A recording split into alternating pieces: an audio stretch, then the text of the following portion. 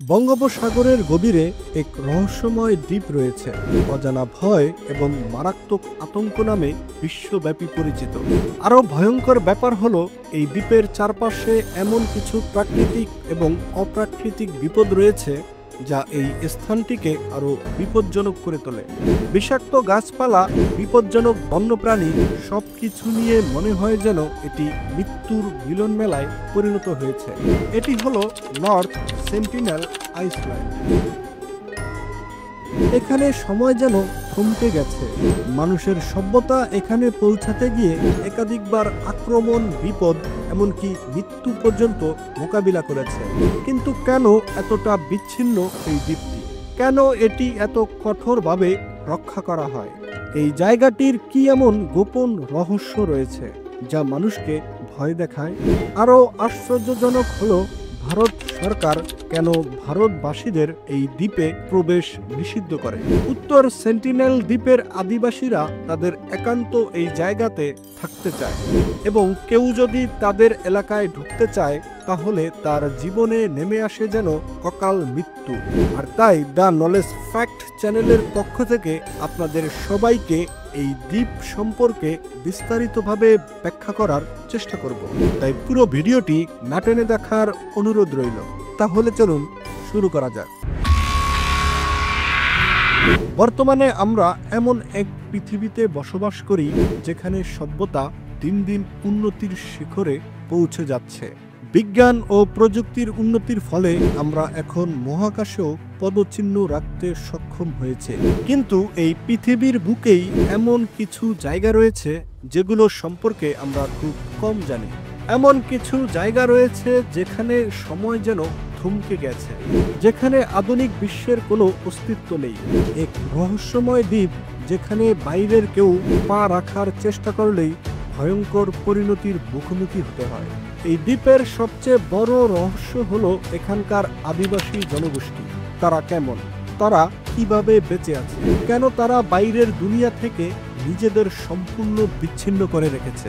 এই দ্বীপের বাসিন্দারা প্রায় 60,000 বছর ধরে একই রকম যাযাবর জীবন যাপন করে আসছে বলে মনে করা হয়। তাদের জীবন এতটাই প্রাচীন যে তারা এখনো শিকার করে, ফলমূল সংগ্রহ করে এবং নিজেদের তৈরির সরঞ্জাম ব্যবহার করে জীবন যাপন করে। তারা কৃষিকাজ করে না, আধুনিক কোনো সরঞ্জাম ব্যবহার করে না, আগুন জ্বালানোর কোনো চিহ্ন তাদের সমাজে এখনো পর্যন্ত দেখা যায়নি। অর্থাৎ তারা হয়তো এখনো আগুন তৈরি করতে শিখেনি। তাদের ভাষা এতটাই আলাদা যে পৃথিবীর কোনো ভাষাবিদ এখনো সেটি বুঝতে পারেনি। এই আদিবাসীরা একান্তই বিচ্ছিন্ন। তারা বাইরের জগৎ সম্পর্কে কিছুই জানে না এবং জানতেও চায় না। সত্যি বলতে তারা এখনো প্রস্তর যুগের মতো জীবন যাপন করছে। কিন্তু তারা কি স্বেচ্ছায় বিচ্ছিন্ন, নাকি তাদের এই বিচ্ছিন্নতার পেছনে কোনো ভয়াবহ ইতিহাস লুকিয়ে আছে? তারা খুবই আক্রমণাত্মক। কেউ তাদের এলাকায় ঢুকতে চাইলে তীর ধনুক নিয়ে প্রতিরোধ করে তারা। তাহলে প্রশ্ন হলো, তারা কেন বাইরের দুনিয়াকে গ্রহণ করে না? এই আদিবাসী গোষ্ঠীটি অতি বেশ কয়েকবার বাইরের জগতের মানুষের সাথে সংস্পর্শে এসেছে, তবে প্রায় সব ক্ষেত্রেই ঘটনার শেষ হয়েছে সহিংসতায়। 1880 সালের ঘটনা। ব্রিটিশ নৌবাহিনী এই দ্বীপে অভিযান চালিয়ে 2 বৃদ্ধ ও 2টি শিশু ধরে নিয়ে যায়।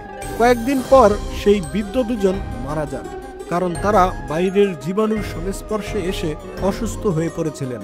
এরপর ব্রিটিশরা বাচ্চাদের আবার এই দ্বীপে ফিরিয়ে দেয়। অনেক গবেষক মনে করেন এই ঘটনার পর থেকেই আদিবাসীরা বাইরের দুনিয়ার প্রতি ভয় পেয়ে যায় এবং বাইরের যে কাউকে শত্রু মনে করতে শুরু করে। 1970-এর দশকে ভারত সরকার গবেষণার জন্য এই দ্বীপে যাওয়ার চেষ্টা করেছিল, কিন্তু আদিবাসী গোষ্ঠীরা তীর ধনুক নিয়ে তাদের ওপরও হামলা চালায়। ফলে তারা ফিরে যেতে বাধ্য হয়। 2006 সালের ঘটনা। 2 জন ভারতীয় জেলে ভুল করে দ্বীপের কাছে চলে গেলে আদিবাসীরা তাদের হত্যা করে। 2018 সালে আমেরিকান জন চাও দ্বীপের বাসিন্দাদের সাথে যোগাযোগ করতে চেয়েছিলেন, কিন্তু দ্বীপে নামার পরপরই আদিবাসীরা তাকে আক্রমণ করে এবং হত্যা করে। এই ঘটনাগুলো স্পষ্টভাবে দেখিয়ে দেয় যে আদিবাসীরা বাইরের দুনিয়ার প্রতি একেবারেই বন্ধুত্বপূর্ণ নয়। সেন্টিনেলি গোষ্ঠীরা পৃথিবীর অন্যতম সর্বশেষ আদিম গোষ্ঠী, যারা কখনোই বাইরের দুনিয়ার সাথে মিশতে চায়নি। ভারত সরকারও মনে করেন তাদের জীবনধারা ঠিক যেমন আছে তেমনই থাকা উচিত। আধুনিক দুনিয়ার সংস্পর্শে এলে আদিবাসীরা তাদের সংস্কৃতি ও জীবনধারা হারিয়ে ফেলতে পারে। আদিবাসীদের রোগ প্রতিরোধ ক্ষমতা আমাদের মতো নয়। বাইরের কোনো সাধারণ সর্দি জ্বরও যদি আদিবাসীদের হয়, তাদের রোগ প্রতিরোধ করার শক্তি তাদের শরীরে নেই, তারা বিলীন হয়ে যাবে। তাই ভারত সরকার দ্বীপের চারপাশে নো এন্ট্রি জোন ঘোষণা করেছে, যাতে কেউ ভুল করেও দ্বীপের কাছে যেতে না পারে। অনেকে বিশ্বাস করেন শুধু আদিবাসীরাই নয়, এই দ্বীপের ভেতর অনেক রহস্য লুকিয়ে আছে। কেউ কেউ মনে করেন এখানে এমন কিছু প্রাকৃতিক বিপদ আছে যা মানুষকে টিকতে দেয় না।